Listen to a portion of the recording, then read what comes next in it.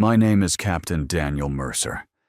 I am 29 years old, and I'm calling you from a forward operating base in Afghanistan, where dust gets into everything, and death is never more than a heartbeat away. I've been deployed for 11 months, 11 months of patrols through hostile villages, 11 months of watching for IEDs buried in the road, 11 months of sleeping with one eye open and my rifle within arm's reach.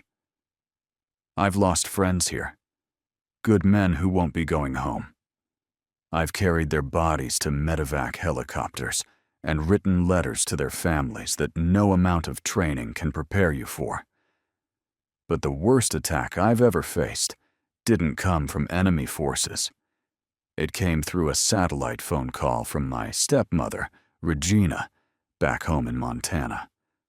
Her voice was sweet as antifreeze. "Danny, wonderful news. I just finalized the sale of your father's ranch." The words hit me like shrapnel.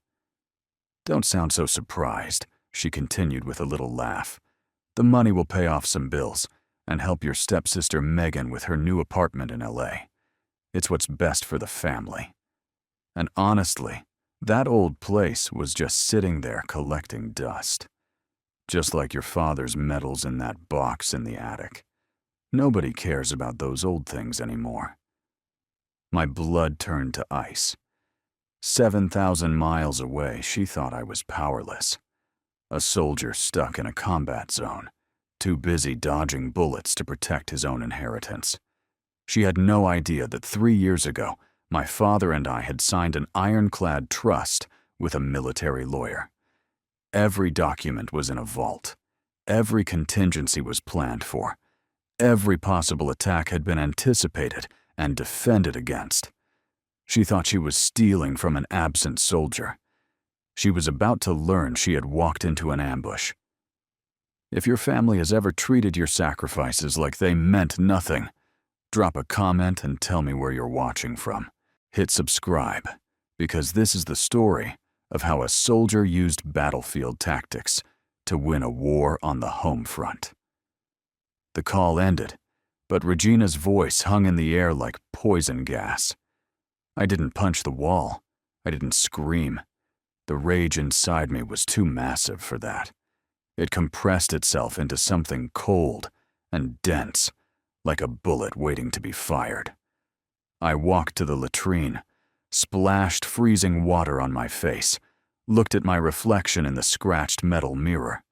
The eyes staring back weren't the eyes of a grieving son. They were the eyes of a soldier assessing the battlefield. Tactical breathing. 4 seconds in, hold for 4, 4 seconds out. Hold for 4. My hands stopped shaking. My heartbeat slowed. The chaos in my head organized itself into mission objectives. This wasn't grief. This was war. And I knew exactly how to fight a war. But before launching a full assault, I tried diplomacy.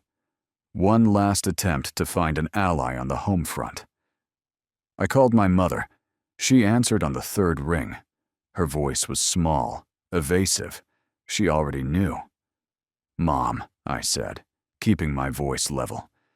"Regina just called me about the ranch." A long pause. Static crackling across 7,000 miles. "I know, honey," she whispered. The guilt in her voice was unmistakable. "You knew? And you didn't warn me? Danny, listen." She shifted into that defensive tone I knew too well.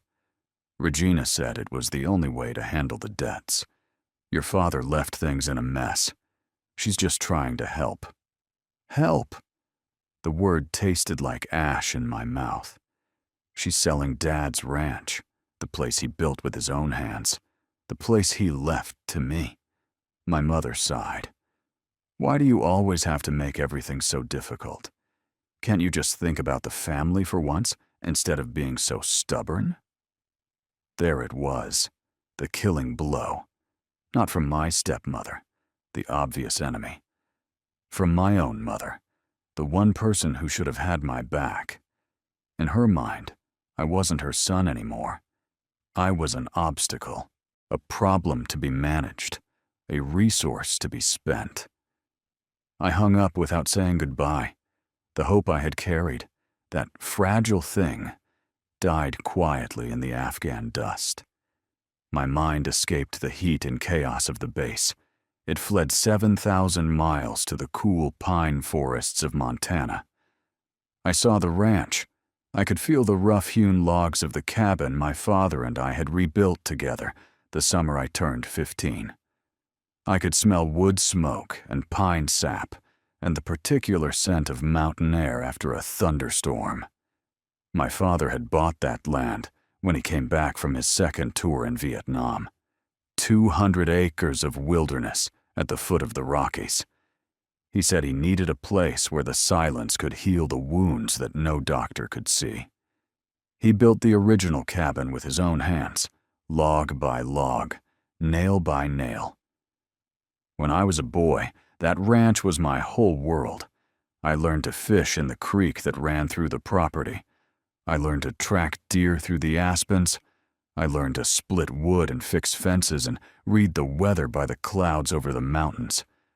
But more than skills, I learned what it meant to be a man. My father would sit me down on the porch at sunset and tell me stories about his service, about the friends he lost, about the weight of command, about the duty that doesn't end when you take off the uniform. I remembered the workshop where he taught me to build furniture, his hands guiding mine as I learned to plane a board, to mortise a joint, to sand a surface until it was smooth as glass. Every piece we built together was still in that cabin. A dining table, a set of bookshelves, a rocking chair he made for my mother before she got sick. I remembered the fishing spot by the creek where we spent endless summer afternoons, not catching much, but talking about everything. He told me about his dreams for my future. He told me he was proud of me before I had done anything to earn it. He told me that love wasn't something you said. It was something you showed, day after day, through actions and presence and time.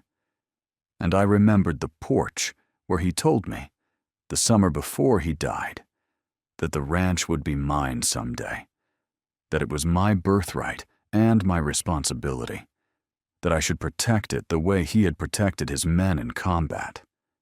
Regina wasn't just selling property. She was liquidating my father's memory. She was auctioning off the last physical connection I had to the man who made me who I am.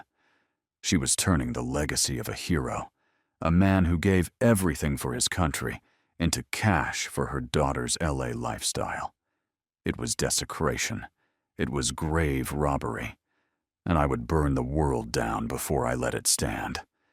But grief is a luxury soldiers can't afford in a combat zone.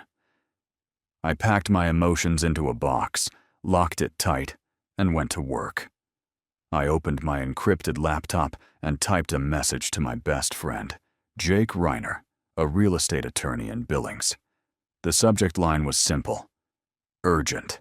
The message was even simpler. Situation critical at Stronghold Pine Ridge. Hostile forces attempting asset seizure. Deploy legal countermeasures immediately. Awaiting your go signal. Stronghold Pine Ridge. The code name Jake and I had given the ranch years ago, back when it was just a joke between friends. It wasn't a joke anymore. I hit send. The counterattack had begun. The betrayal from my mother wasn't a fresh wound.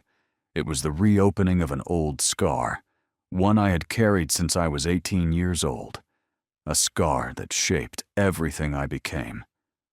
I remember that Thanksgiving like it was yesterday. I had just received my acceptance letter to West Point, not just any college, the United States Military Academy, the most prestigious military institution in the country, the fulfillment of every dream I'd had since I was a little boy, watching my father in his uniform, wanting nothing more than to walk the same path he walked. I had earned it. 4 years of perfect grades, varsity letters in cross-country and wrestling, a congressional nomination that required interviews with senators and generals, hundreds of hours of physical training, leadership exercises, and preparation. I had pushed myself harder than I ever thought possible, and I had succeeded. The acceptance rate that year was less than 10%. I was one of the chosen few, and I thought naively that everyone would share my joy. I was so wrong. The dinner table was crowded with relatives, aunts and uncles, cousins and neighbors.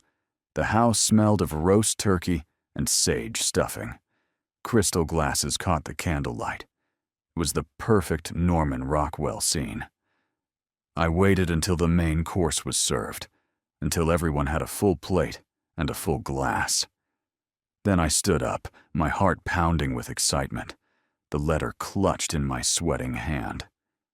"I have an announcement," I said. My voice cracked slightly. I got into West Point. Full appointment. I leave for Beast Barracks in June. For a moment, absolute silence. I saw my father's face light up. I saw the pride in his eyes, the slight nod of approval that meant more to me than any medal ever could. And then my stepmother, Regina, spoke. "Oh, that's nice, Daniel." Her voice was flat, dismissive. She barely glanced at me before turning to her daughter with a beaming smile. "But let's not forget everyone. Megan just got accepted to UCLA's film program. That's incredibly competitive. Only 3% of applicants get in. Megan, honey, tell everyone about your plans. You're going to be working with actual Hollywood directors." The table's attention pivoted like a searchlight. Suddenly, everyone was asking Megan about her classes, her career plans, her dreams of becoming a director. My announcement, my achievement, my moment. It evaporated like morning mist. I sat back down. The letter was still in my hand. Nobody asked to see it. My mother sat 2 seats away. She caught my eye for a moment, and I saw something like guilt flash across her face. But she didn't say anything. She just smiled that nervous smile she always wore around Regina and passed the gravy. That silence was louder than any words could have been. My own mother, the woman who had carried me and raised me and claimed to love me. She chose peace with Regina over pride in her son. The rest of dinner was a blur. I pushed food around my plate. I answered questions in monosyllables. I watched my family fawn over Megan's film program while my West Point appointment sat in my pocket, unseen and uncelebrated. Later that night, long after the dishes were cleared and the relatives had gone home, I found my father in his workshop, sanding a piece of oak by lamplight. The familiar smell of sawdust and wood polish filled the air. He looked up when I walked in. His eyes were tired but warm. "I saw what happened in there," he said quietly, setting down his sandpaper. "I'm sorry, son. I should have said something." "Why didn't you?" He sighed, a heavy sound that seemed to come from somewhere deep in his chest. "Because I've learned that some battles aren't worth fighting in public. Regina's got your mother under her thumb. Nothing I say at that dinner table is going to change that dynamic." He looked at me, his eyes steady and serious. "But I need you to hear this, Danny. What you've accomplished, it matters. It matters more than they will ever understand. West Point has produced generals and presidents. It's produced men and women who changed the course of history. And one day, you're going to be one of them. One day, you're going to be the one they call when everything falls apart. And they won't be asking Megan for help with her film degree." He reached into a drawer and pulled out a small velvet box. Inside was a military challenge coin, worn smooth from years of handling. The bronze was faded, the insignia barely visible. "This was my father's," he said, He gave it to me the day I enlisted for Vietnam. He got it from his father, who carried it through Korea. Now I'm giving it to you." He pressed it into my palm. "It's not about them, Danny. It's about us. The ones who serve. The ones who understand what sacrifice really means. This coin is older than Regina's entire family. It represents something she'll never understand." I took the coin. It was heavy in my palm, a weight I would carry for the rest of my life. That night, I made a silent vow. I would become someone they could never ignore. I would achieve things they couldn't diminish. And I would never, ever let anyone erase me again. 10 days after Regina's phone call, I was back in the Tactical Operations Center when my laptop pinged. A message from Jake. Legal countermeasures deployed. Trust documents filed with county recorder. Cease and desist served to all parties. Sale is frozen. The ranch is secure. Call me when you can. I stared at the screen. Read the words 3 times. 4 times. 5. The ranch was safe. I stepped outside the talk, into the harsh Afghan sunlight, and let myself breathe for what felt like the first time in days. The weight that had been crushing my chest lifted slightly.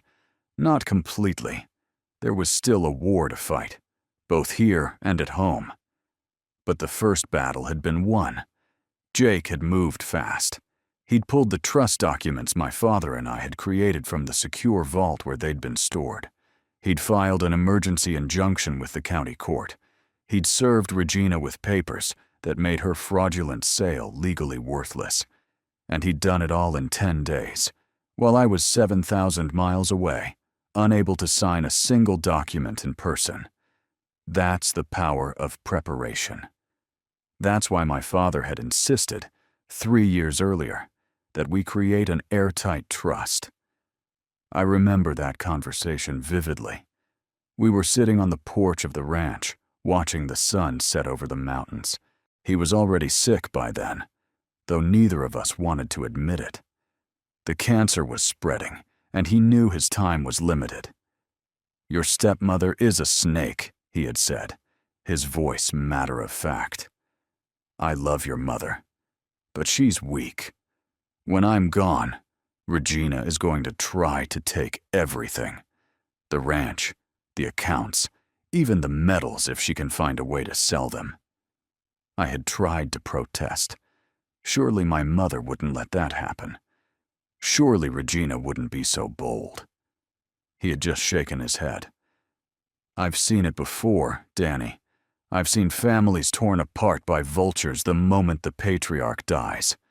We need to make sure she can never touch what's ours. We need to build a fortress she can't breach." So we did. We hired a military lawyer who specialized in estate planning for service members. We created a trust that put the ranch in my name, with my father as trustee until his death.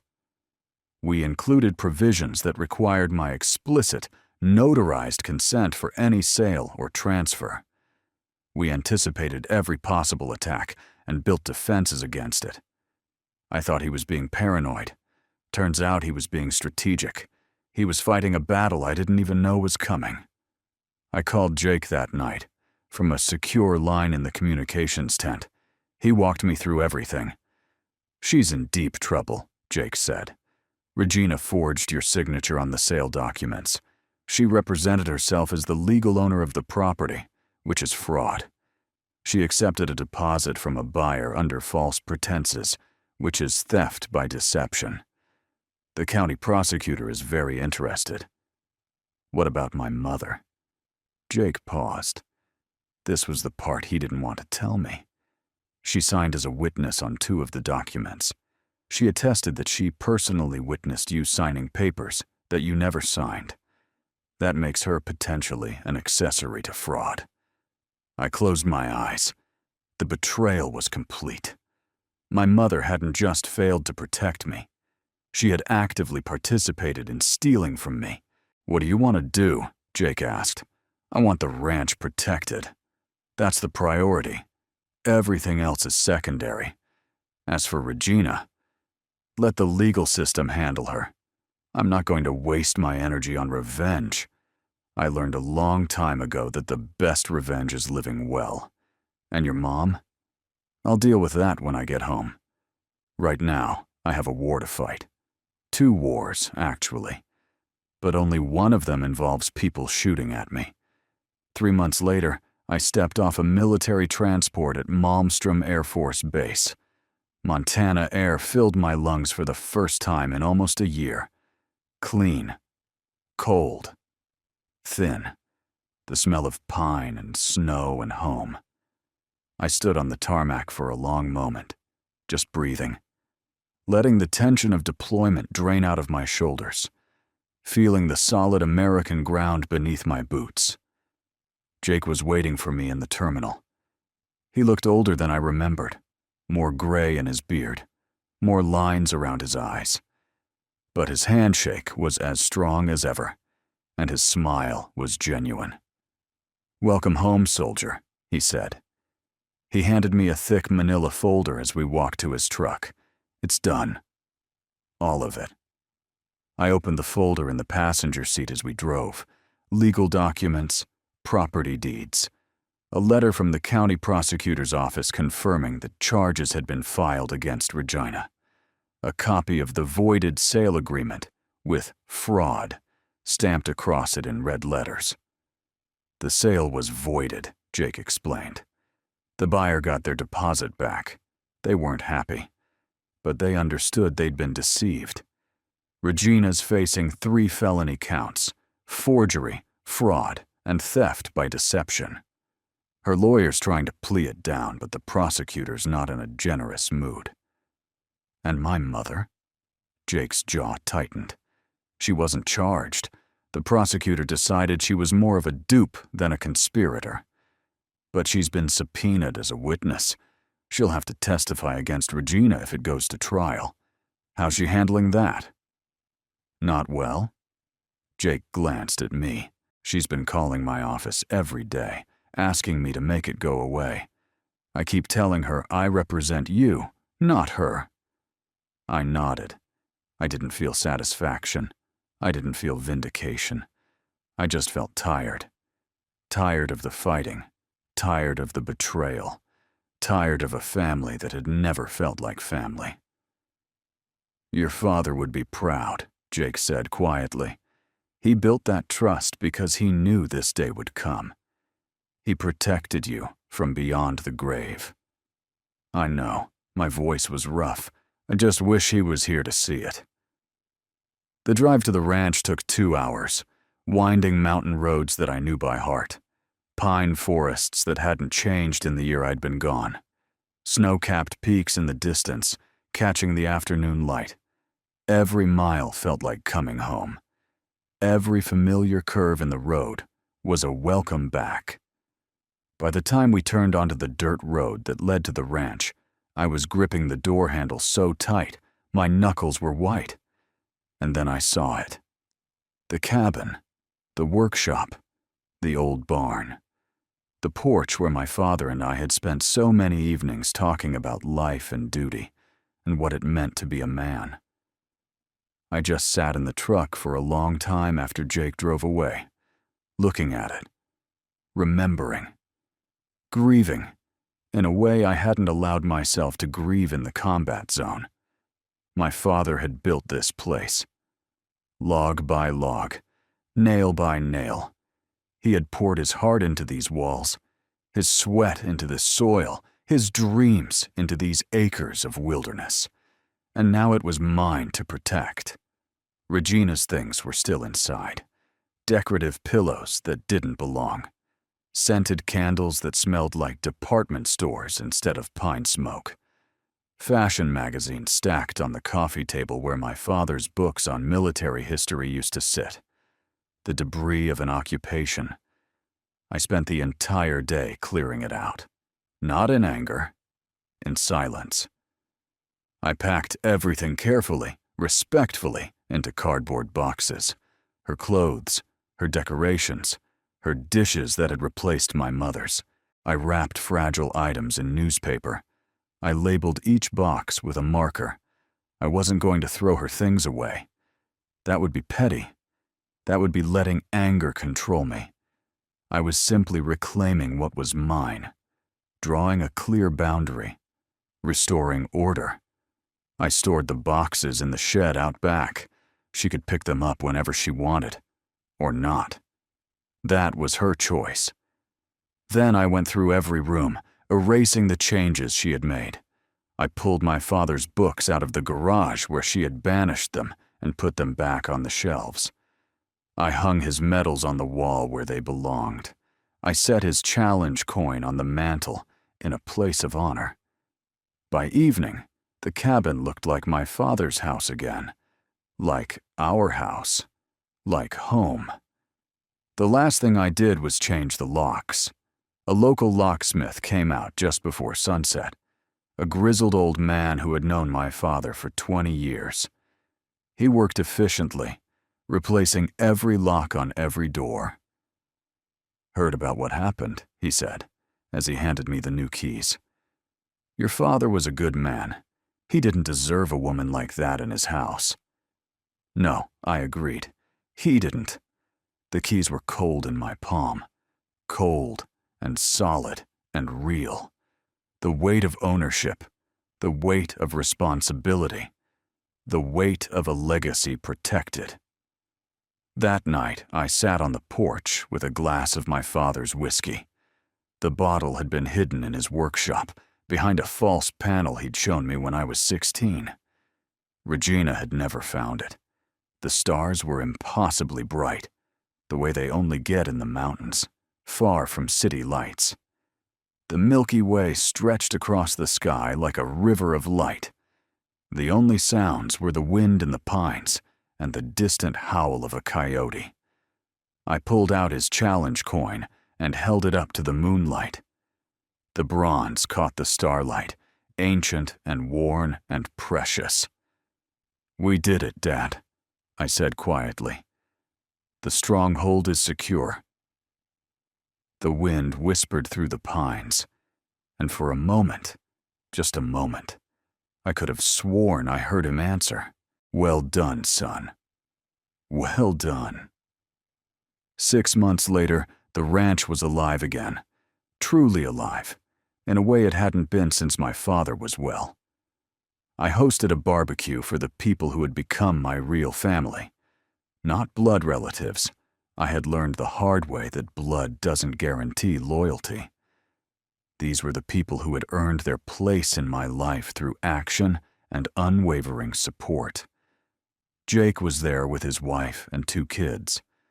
Some veterans I'd served with drove up from Billings, men who had stood beside me in combat.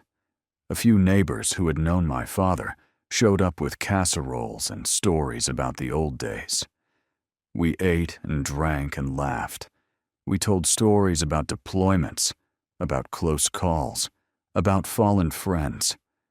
As the sun began to set, Jake raised his glass. "To Daniel," he said, "who taught us all what it means to defend what matters. Stronghold Pine Ridge stands secure." "Hooah!" the veterans bellowed. We drank. And for the first time in years, I felt completely at peace. I didn't return to active duty after that. My service had changed me, shown me a different way to fight. I transferred to the Army Reserve and started working with a nonprofit that provides legal support to military families. Custody fights, benefits disputes, predatory family members trying to steal from deployed soldiers. I had lived that nightmare. I knew how it felt to be 7,000 miles away while someone tried to steal your birthright. So I became the backup that others needed. I turned my pain into a shield, my experience into a roadmap for others. One afternoon, a young sergeant sat across from me in my office, 22 years old, 2 combat deployments. His ex-wife was trying to take everything, his house, his savings, his kids. He looked broken, lost, completely overwhelmed. I looked at him, and I saw a younger version of myself. "Don't worry, Sergeant," I said. "We're going to build a battle plan. You're not alone anymore. You've got backup now." For the first time, hope flickered in his eyes. That's my legacy now. Not just the ranch my father left me, but the strongholds I help others build. Fortresses of knowledge and resilience that no one can tear down. Last month, I got a call from my mother. Her voice was different. Smaller. The sharp edges worn away. "Daniel," she said. "I left Regina. I'm staying with my sister for now." I waited. There was no apology, no plea for forgiveness, just a statement of fact. "Thank you for telling me," I said finally. "Take care of yourself, Mom." It wasn't reconciliation. It wasn't absolution. But it was something. A tiny seed planted in careful soil, protected by very strong fences. What grows from it, I don't know. But I'm willing to wait and see. This morning, I'm sitting on the porch of the ranch, hot coffee in my hands, mist clinging to the pine needles, the air so clean it almost hurts to breathe. I'm not thinking about Regina or my mother or the battles of the past. I'm not planning for the future. I'm just here, present, at peace. I fought in the mountains of Afghanistan. I survived the heat and dust and constant threat of death. But the peace I feel now, in this moment, on this porch, this is the greatest victory of my life. A peace I didn't just find. A peace I fought for, planned for, and built with my own 2 hands. Captain Daniel Mercer is finally home. We all have a stronghold worth defending. It might be a place, a person, a principle. Whatever it is, protect it fiercely. Before you go, drop a comment and tell me where you're watching from. I love seeing how far this story travels. And if you've ever had to fight to protect what matters most, hit that subscribe button. Share this with someone who needs to hear it. Your story matters too. Stay strong, defend your stronghold, and never let anyone tell you that your sacrifices don't matter.